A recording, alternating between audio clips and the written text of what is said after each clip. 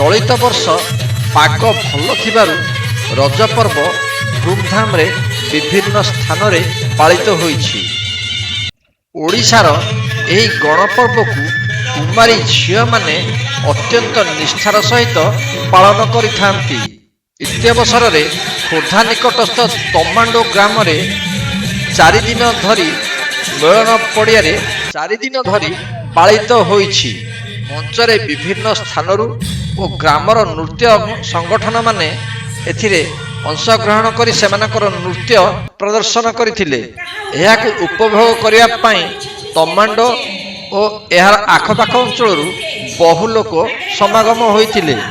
ଦୋଳି ସହିତ ମିଠା ପାନର ମଜାରେ ଝିଅମାନେ ମସଗୁଲ ରହିଥିଲେ।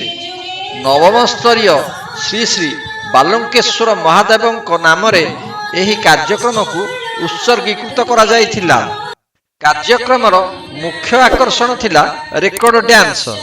ତମାଣ୍ଡୋରୁ ଆନ୍ଦୋଳନ ଓଡ଼ିଶା ବ୍ୟୁରୋ ରିପୋର୍ଟ।